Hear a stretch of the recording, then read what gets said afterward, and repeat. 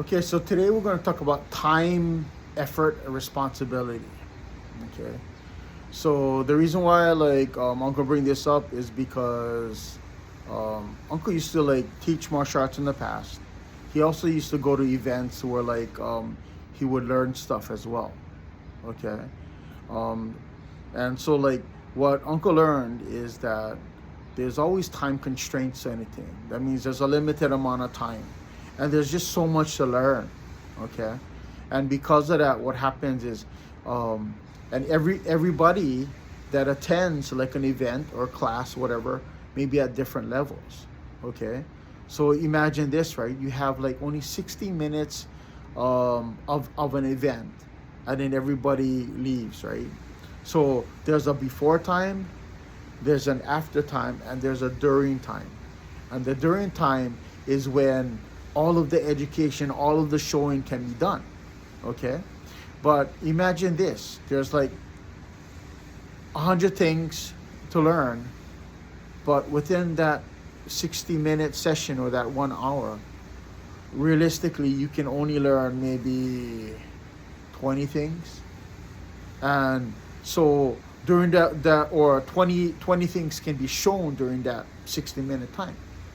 So what happens is that 20-minute items are constantly repeated over and over and over again.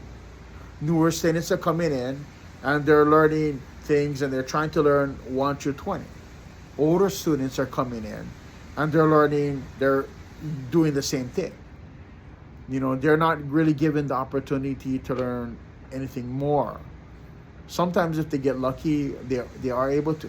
So in the past, what has happened is the instructors would do something like, okay, well, we're going to do 10 minutes of warm-up, and then we're going to do 20 minutes of drills. We're going to do 15 minutes of something new techniques, and then we're going to close off the last 15 minutes with something else. Okay, and they change it up. And what would happen is it's not so bad, okay? But because of it, what happens is inevitably somebody gets jaded or somebody gets left out in some way. So there's really no way to cover all areas that need to be covered, okay? So why do I say this? So I say this so that the students, if you can, do your own warm-up sessions. All the hand conditioning, all the banging and stuff like that, all of the push-ups to calcify your knuckles, all the sit-ups to develop your core, right? That kind of stuff. All the various items, like the different kicks that you're learning, the balaks and stuff like that. Go do it on your own. It's your own responsibility to learn that. It's your own responsibility to take that portion of time of the class, right? And basically learn it on your own. So then when you do come, okay, and you want to learn something new or you want to refine something that you haven't you're not too familiar with because you're practicing, you're like, oh, I don't know how to do it. When you're practicing on your own, that's when you go to your instructor. That's when you go to your fellow students and you ask, hey, this thing that the instructor showed me last week, can you show me it?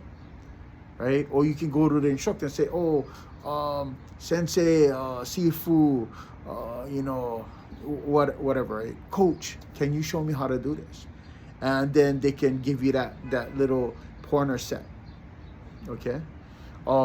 Instructors, understand that, you got new students coming in, you got older students that continuing, right? And because of that, what happens is sometimes the classes get boring. So you got to change it up. You can't have it be the exact same thing all the time, over and over again. And I'm sure you know this. You guys are experienced people, right? You probably know this already. Okay. What else was I going to say? Oh, here's the other thing. And students, as you get better and better, what you should do is you should start teaching. You should start helping out in the class. That way you're learning at the same time. You may think that, oh, why am I teaching? I spent so much effort over the last 2 or 3 years to build up my knowledge.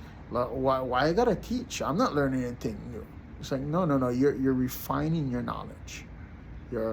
that time that you're able to teach other people is giving you a time of authority, allowing you to develop your leadership qualities, okay? Enhance the training, take an existing set of skills that you have and make it better. Why? Because you're teaching people who don't know it. So they're going to ask you questions. You're going to have to correct things. You're going to look at their body structure and realize that, oh, this guy has weak legs. That's why he can't do certain techniques. He needs to build up his muscle structure. You're going to look at this other guy and go, oh, this guy's uncoordinated. He needs to do things a little bit differently. Okay? So use that time that you have to do that. Okay? To appreciate the fact that you're helping out the instructor. Okay? So I just want to just throw it out there, time, responsibility, and making the effort on your own. Okay? It's not your instructors or your school's responsibility to be able to teach you everything at one time, because they cannot. They don't have enough resources. They don't have enough time. And so you're either going to have to get personal training from them, or you're going to have to like go there and talk to your fellow students, right? Or you're going to have to ask them for specific training before or after class, because during class they're busy teaching it. Just letting you know, okay?